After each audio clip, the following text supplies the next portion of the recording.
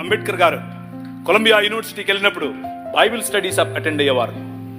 Ruth పుస్తకానికి ఆయన వ్యాఖ్యానం రాశారు. He was a practising Christian. ఆయన ప్రాక్టీసింగ్ క్రిస్టియన్ అండి బాబు.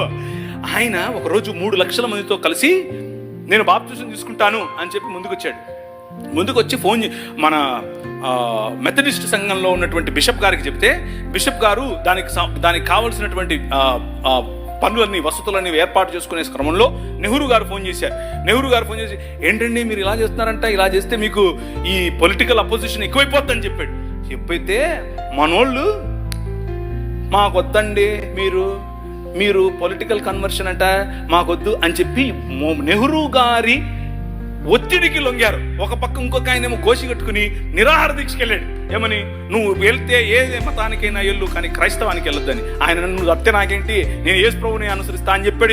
ఎవరు? డాక్టర్ బాబాసాహెబ్ భీమ్రావ్ అంబేద్కర్. ఇది నేను కొత్తగా చెప్పేది కాదు, ఇది హిస్టరీ. This is history. ఆ జై భీమ్ వాళ్ళకి తెలీదు.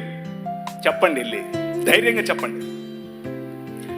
ఆయన మనము కాదంటే, మనము చీత్కరిస్తే మేము మిమ్మల్ని ఆహ్వానించము అని చెబితే ఆయన అన్నాడు, నువ్వు ఓడరా నన్ను ఆహ్వానించేది, నేనే కొత్త మతం పెడతానని చెప్పి బౌద్ధంలోకి వెళ్ళి బౌద్ధంలో కొత్త మతం స్థాపించాడు.